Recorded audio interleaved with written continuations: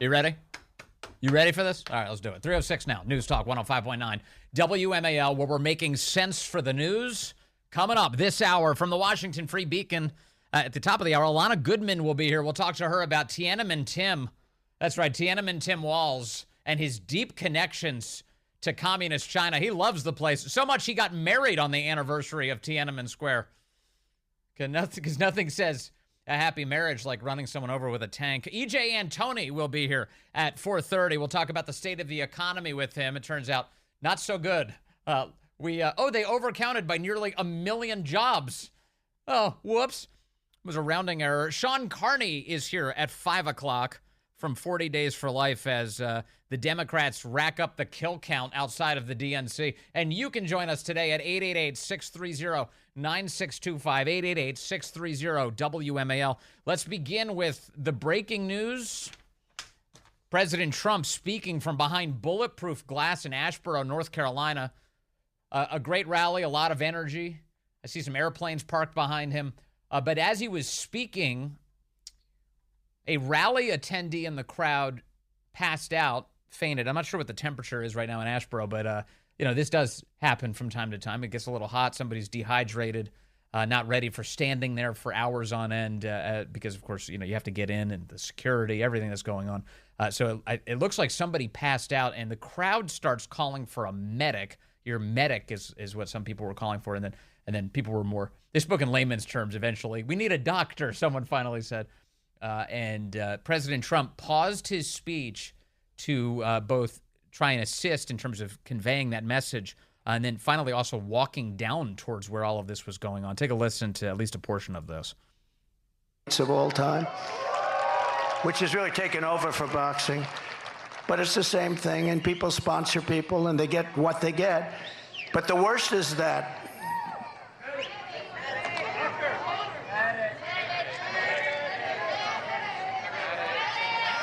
what's wrong? Oh. A doctor, please.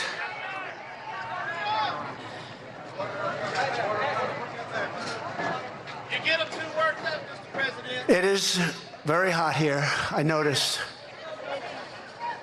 It's very hot. And a lot of the people waited for days to get here, so I understand it.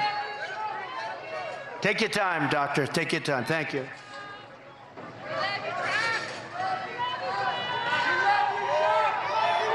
So this is happening over his left shoulder. He's looking back and just waiting. He just pauses the entire speech as they attend to this person.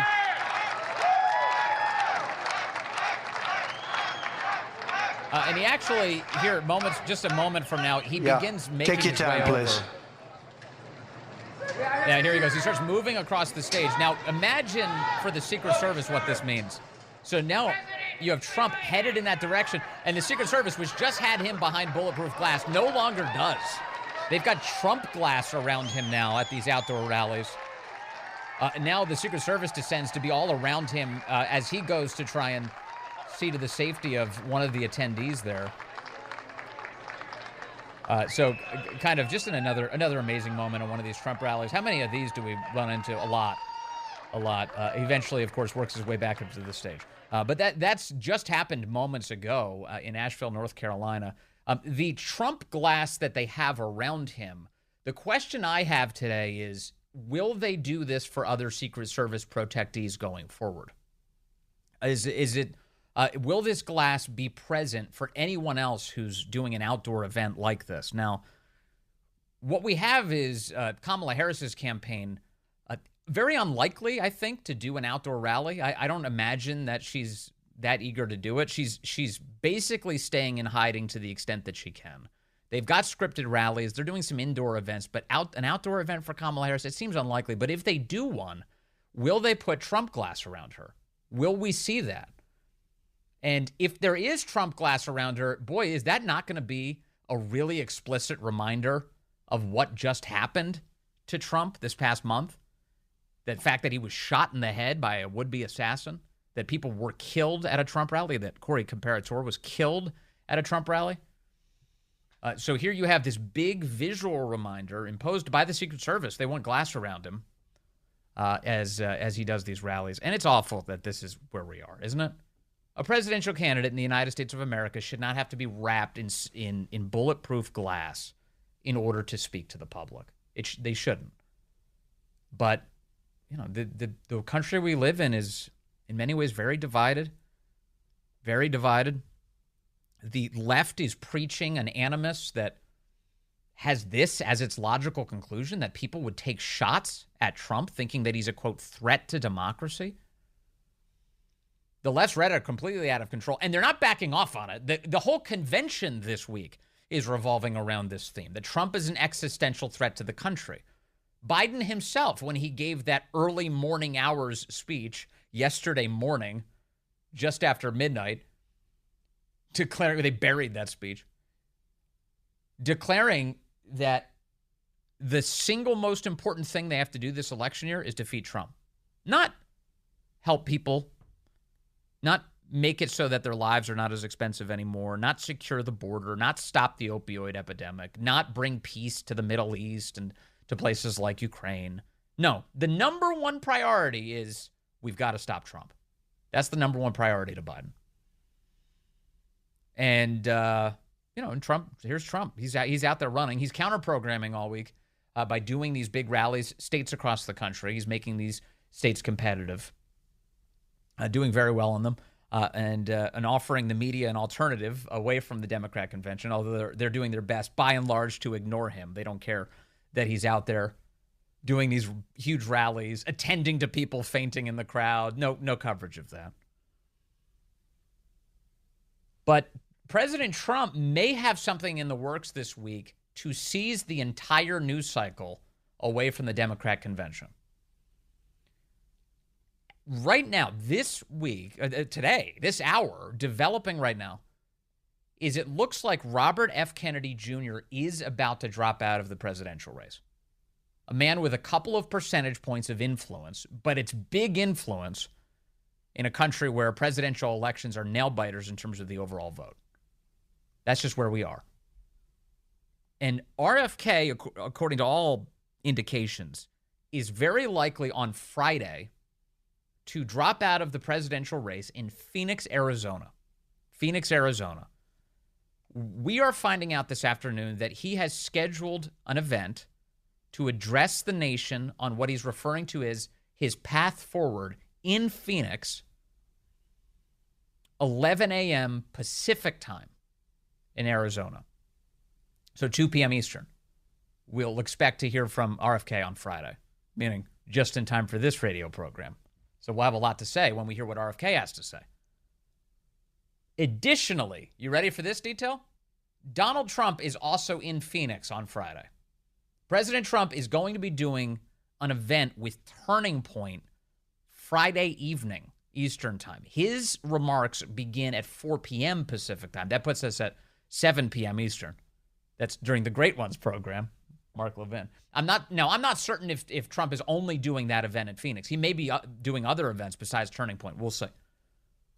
But right now, both RFK and Donald Trump will be in Phoenix on Friday. RFK is on the verge of dropping out of this presidential race. And as of yesterday, we found out from his running mate that the plan seems to be that they are ready to endorse Trump. They want to join forces with the Trump campaign. This is Nicole Shanahan yesterday talking about this. Let's see. Here are the options. Here's Nicole Shanahan yesterday breaking down for a podcast called the Impact Theory Podcast what she's planning on doing potentially. There's two options that we're looking at, and one is staying in, forming that new party, but we run the risk of a Kamala Harris and Waltz. Can't allow that. Presidency, because we draw votes from Trump, or we draw somehow more votes from Trump, or we walk away right now and join forces with Donald Trump, and we walk away from that and we explain to our base why we're making this decision. Not easy. Clearly. Yeah, not an easy decision. Nicole Shanahan later on in the evening yesterday went on the Fox News channel with Trace Gallagher and described some of the things that they've been running into and with the Democrat Party and the way they've been treated by the left in this campaign. 71% of Americans want a strong third-party option, and we delivered it in terms of ballot access. Yeah. But they're suing us. The DNC-aligned PACs are suing us to get us off the ballots right now. These are frivolous lawsuits. We've had some of the best people involved in our ballot The party of democracy, preventing their opponents from appearing on the ballot. Petitions. Yeah. Some of the most precise, signature packages ever submitted to any of the Secretary of States. We've overcome so much to get to this point. So to even be contemplating this is tough. It's a really hard decision, and we don't come to this moment lightly. We come to this moment because in every single decision we make, first and foremost, we want to make sure that we are representing the best interests of health and wellness of young people, children, and future generations. And they know that the answer, in order to achieve that, you can't have Kamala Harris as president of the United States. They know that. That's why there's a big conversation around endorsing Trump this week and joining forces with him. Let me add to the evidence that that's likely to happen. Nicole Shanahan yesterday on X posted about her mother and her family suffering in Mao's communist China. Nicole Shanahan is, is a classic sort of American descent, mixed bag. She's her father is of German descent. Her mother is immigrated from China in the 1980s. And Nicole Shanahan wrote this on X yesterday, accompanied by a video that has her mother's voice in it. She wrote, Kamala Harris's economic plans, particularly her flawed ideas about price caps on food and the misconception that farmers are responsible for price gouging, echo the very policies that caused the famine my family suffered through in Mao's communist China. Our path forward as a nation lies in supporting our farmers who care for our land and produce the real nutritious food that we rely on.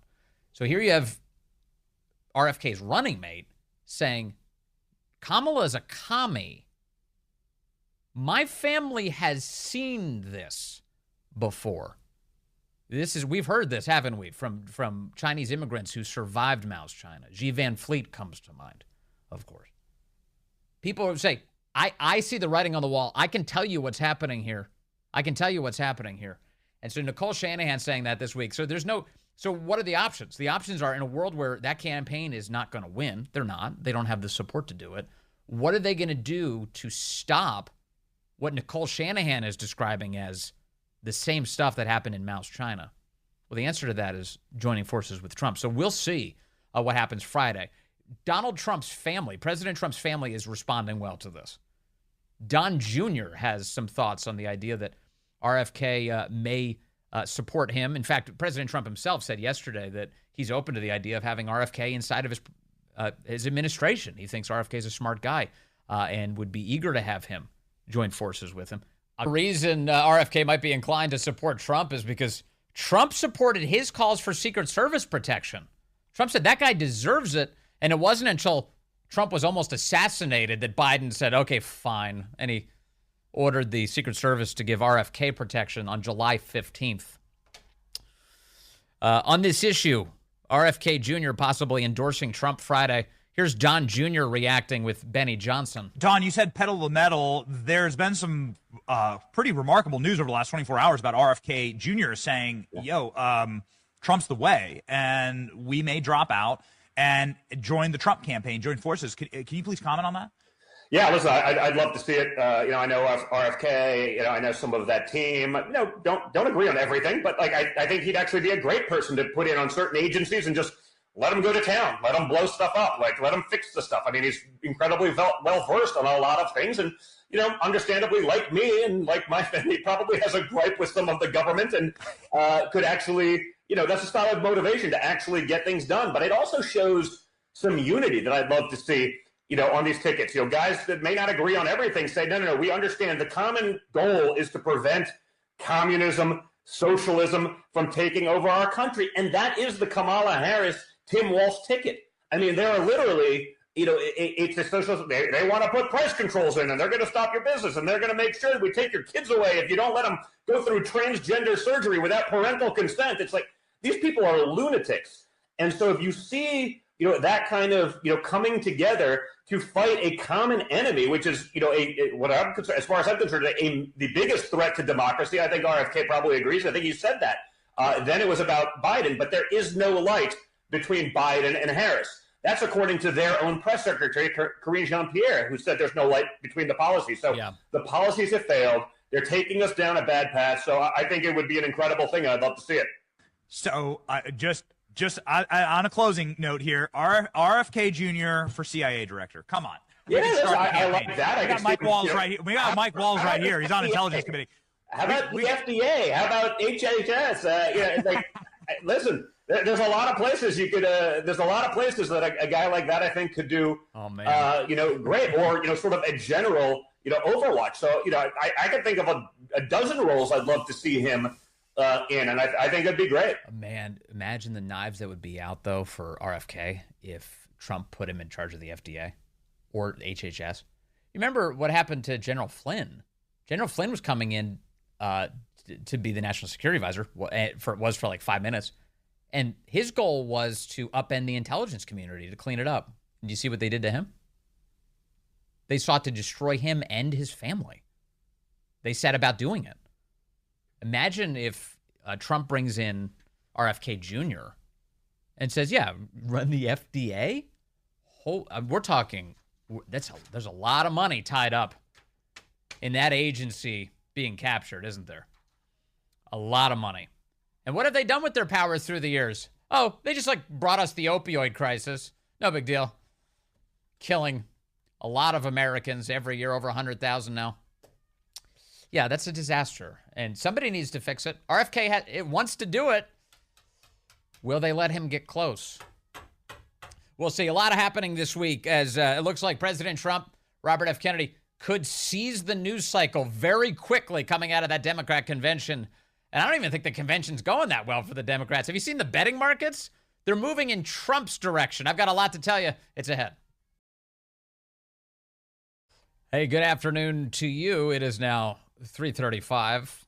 News Talk 105.9 WMAL, where we're making sense of the news. Coming up, Alana Goodman is here from the Free Beacon. We'll talk about Tiananmen Tim Walz and his relationship with China. At 4:30, E.J. Antoni, the economist, joins us as the Biden administration is now admitting, whoops, we overestimated the jobs numbers by nearly 1 million. Sean Carney is here at 5 o'clock. We'll talk about the issue of life with him as Democrats rack up the kill count right there in the parking lot outside the DNC. And you can join us at 888-630-9625, 888-630-WMAL.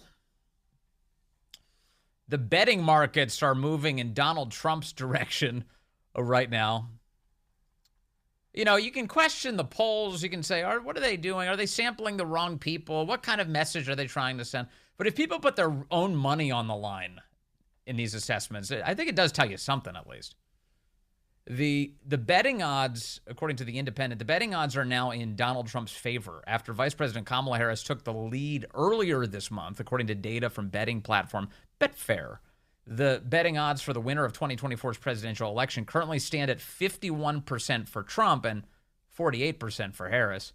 That's despite the fact that more bets have been taken out on Harris in the past 24 hours, 40% of them, as voters across the United States tune in to the DNC this week. Though fewer bets have been placed in favor of Trump winning the presidential election, 30% of them in the past day, Trump's odds still overtook Harris's lead on August 20th, that's yesterday, and have continued to climb. That's because Trump has received higher value bets in the past day, with 53% of the money staked in favor of a Trump presidency, compared to 48% for Harris. So there's a couple things that are happening in the last 24 hours. One of them is the story I just told you, that RFK, that's a couple of percentage points, meaningful. It looks like he's about to endorse Trump. We'll see. At the very least, he's getting out, and that seems to redound to Trump's benefit, given that of late, RFK has taken more from Trump's support than he has from Kamala's. It wasn't like that when Biden was in the race. It was the exact opposite, actually. Another piece to think about here, if RFK drops out and endorses Trump, you've got to believe that some percentage of his voters are going to take him seriously, and they're going to heed the endorsement. Look, if you're open-minded enough right now to be like, well, I prefer RFK of the three, well, you might be open-minded enough to listen to him when he says you really shouldn't let Kamala Harris in. That's a really bad idea for this country. So this could be a big deal this week on Friday. The other piece is the Democrat convention has been awful. It has been disastrous. Now, there are elements of it that people have been wowed by. Wow, Little John showed up yesterday to do the roll call for, whatever state. What state was that for? They did that for Georgia. He did it for Georgia yesterday. He showed up. Little John. Yale. Walking around. So people are amazed by that. Oh, music. Oh, famous person. Mm-hmm. But the Democrat convention has been such a cluster junk that it is, people are watching this going, what is this? They can't even keep it organized. They're doing land acknowledgments at the beginning. What is a land acknowledgement anyway? We're supposed to feel guilty that people live in Chicago now? What? If people can't sing the national anthem, attempting to, you have Democrats burning American flags outside the convention, Democrats smashing their way through the gates. Let me in. Members of the press all grumpy that they're not even able to get into the building. They can't stick to a schedule. Joe Biden speaks Tuesday morning when he was supposed to speak Monday night. Notice they didn't have that problem for Obama, though. They did get to him a little bit later than the schedule dictated, but they were well within yesterday evening, Tuesday evening. He was taken care of. Obama, you don't have those types of problems. But with Biden, whoops, sorry. We pushed you into the next day. So I think with Americans getting a glimpse of this on all of the networks and the news about RFK, that's where the betting markets are heading right now. They're back in Trump's favor. And we'll see if it continues to grow in that way. I'm not as, I don't know. Do you go in ebbs and flows? Do you get discouraged and then encouraged? You see headlines and you're like, ooh, like there's a common phrase right now. Maybe, is it just on the right? It seems like it's a lot of places, but being black-pilled? Is this a right thing? Is a conservative conversation? Black-pilled is like when you just become, you tap out entirely. You're like, well, it's all over. We're going to lose. There's no choice, no chance of coming back. I'm just shutting everything off. I ignore it. We'll just, inevitably, I'm just going to wait here until the world collapses and I'm in upon my house. I'm not there. I'm nowhere near that. I think this is a really a tight election. Unfortunately, it shouldn't be, but it is. The media is doing its best to rig it, and we should fight back with everything we've got. Make it too big to rig, as Trump says. And a piece of this is I am encouraged by, and I realize this is anecdotal. This is not hard data, but I do watch. Have you been watching these man on the street interviews? I played some of them for you yesterday. Just like going into these cities, especially with black voters, and asking them like, who are you voting for? Who do you support? And would you believe the number of people who are like, Trump's my guy? Maybe you would. I just see these videos and I'm like, gosh, that's great. That's sort of great. We have some of these, don't we? Okay, good. In fact, let's see here. This is good. Here's an example. Don Lemon. I love Don Lemon's man on the street. Here's Lemon on the street. How are you feeling about the election? I'm going for Trump. I feel like every time they don't want somebody who is good for us to win, they throw somebody black in our face thinking that's going to make us vote for the black person. I voted for Obama because he was black. I don't want to vote for her because she's the first black woman to run for president or to win. I don't vote. I learned something from that mistake, she says. I voted for Obama because he was black. I'm not doing that again. Well, I want Donald Trump. I'm sorry. I want Donald Trump. Why do you apologize? Well, I know nobody likes him, but we had good times with Donald Trump. I'm running for Trump, so. You are? Yeah. Yeah. Well, why? Yeah. I don't know. I just always been a fan of his, so that's what I'm running for. I used to be against Trump. I used to live in Virginia. I saw the bad side of it, but really moving to Cleveland, but I saw the other side of it. I'm supporting Trump. You are. Mm-hmm. Because? Because it has to change. Yeah. It has to change, and now I vote more for what fits me better as a person rather than voting for the black person or voting for the first woman. So, what do you think about Kamala Harris? It's so awesome. I she phony and I just love that you could be in a point in your life where you say, I'm making this decision on the basis of this shallow thing, like an immutable characteristic, the color of someone's skin. and that you can make that decision and then later be like, actually, that was a mistake. I shouldn't have done that. I should assess them in their totality. Shouldn't be based on their skin color. That's a sign of human growth, isn't it? You know what I'm saying? So, like, you know, I'm like Trump saying, you know, what are you? You know, so I'm not feeling her. People get mad about it. I'm just not feeling her. I don't like her the way she speaks, the giddiness, the laughing. Everything's a joke, and it's not a joke. We're in trouble. I'm going for Trump. Kamala was on Biden's team, and I don't like Biden. Gas wasn't this high when Trump was our president. Food wasn't this high. I'm going for Trump. Don Lemon is capturing this. Do you think Don Lemon is selectively editing his videos to exclude all of the Kamala praise? You think that's what's happening here? Don Lemon, who just tweeted, he was on the floor of the Democrat convention this week. I found it on his X account, and he's posting a selfie of himself, and there's like behind him is Kamala Harris, and he's like, our next president. Yeah, so there he is. He's Don Lemon on the street, talking to a whole bunch of people of all different colors, by the way. Saying, yeah, I like Trump. There's a journalist by the name of Nick Shirley. He was in Chicago speaking to, it looks like in this clip, it's 3 different black women he's speaking to.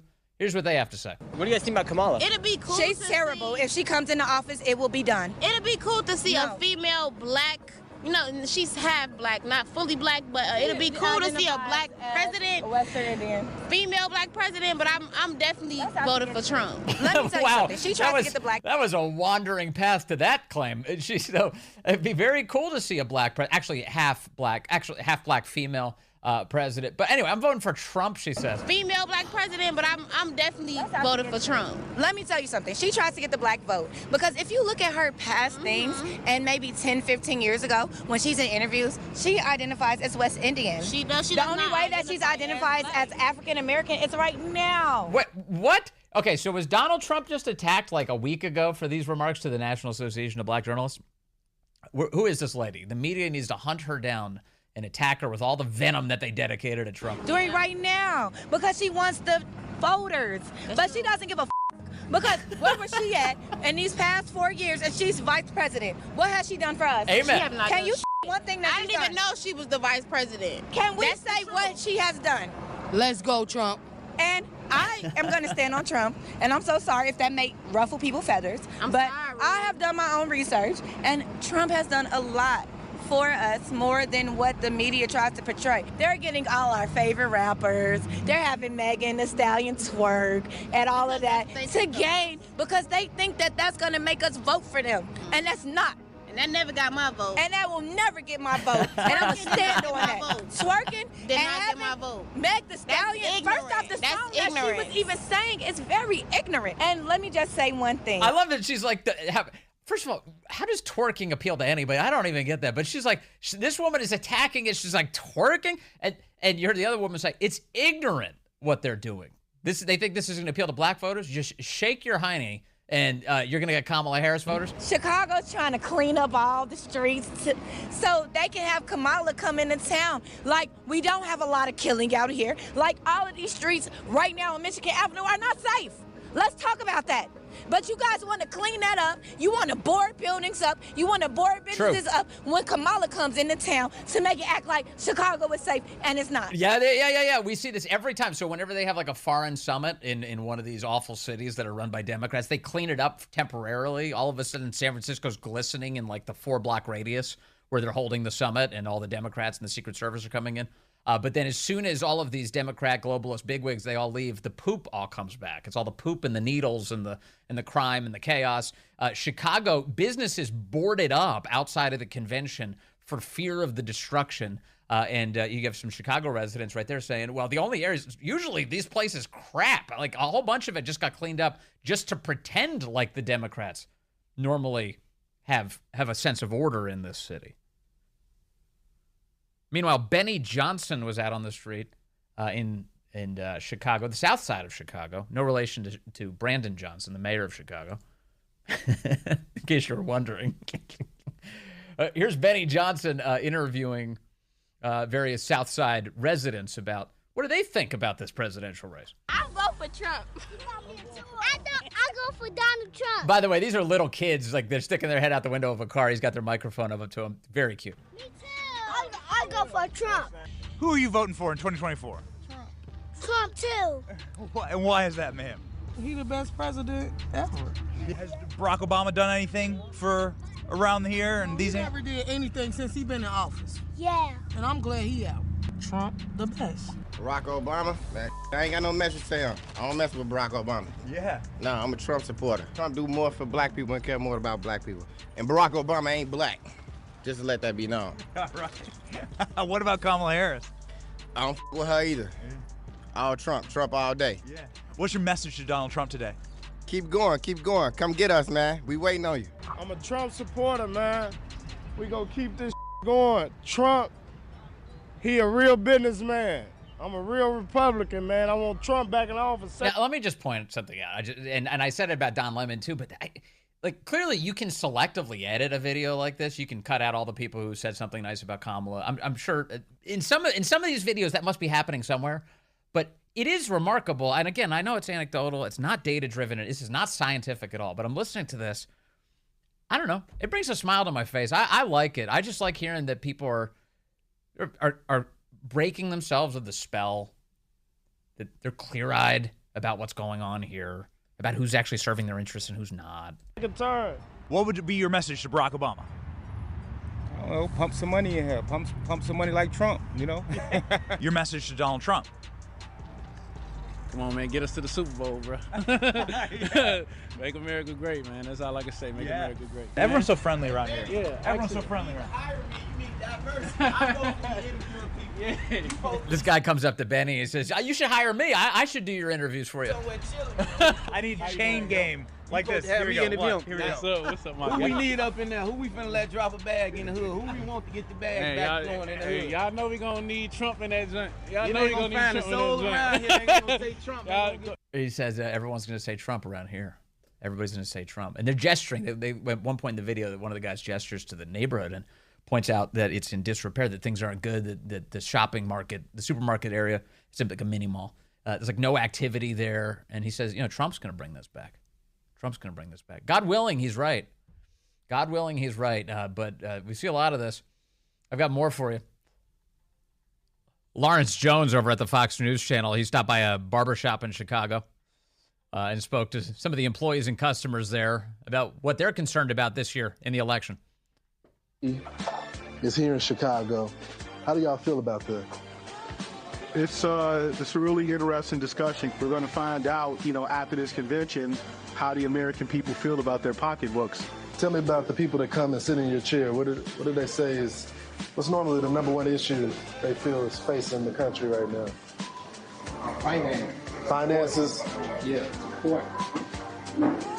Cost of living is high. They tell me that they just they want to see a change in inflation, prices. I think taxes are too high. Groceries are too high. Taxes are too high. Gas is too high. It's just too high. All the immigrants came in and they're giving, it's like the stuff they have for the Americans, they're giving it to the immigrants that's coming in. It hurts black people more than anything. Black men particularly like to work with their hands. They like to drive trucks. And, those are jobs that, an illegal can come in and underbid him with third world prices and put him out of work. Who do you think is responsible for them, giving them the benefits and allowing them to come over? Biden. Trump was trying to keep them out, so to speak, as much as he could, but Biden just let the gate open. Don't you think something interesting is happening? I mean, how could you not at least arrive at that conclusion listening to all of this? Over on CNN, one of their analysts, Michael Singleton, said that even Obama's address last night, it's not going to move black voters the way the left thinks he is. I can certainly understand why Democrats would presume that. First African-American man president, right? A lot of black men respect the former president. A lot of them were excited about him when he first ran. I remember being in college at the time. However, black men have seen in many ways the erosion of their economic power. Black men are not graduating college at the same rates of black women. Men in general are not graduating from college or ascertaining the same economic gains in many regards. When was the last time somebody said that on CNN? As women. And so I do think that is a part of the reason you have seen since the end of former President Obama's tenure a movement of men, broadly speaking, to Republicans. Pew Research had some interesting data that came out a year ago that showcased that young college men are starting to move more to the conservative side. And so I think this trend is something that's slowly becoming crystallized. Yeah. A lot of people realizing they've been sold a false bill of goods. We need everybody to wake up, don't we? A lot more people. All right. Coming up, Alana Goodman joins us. We'll talk to her about Tiananmen Tim Walls.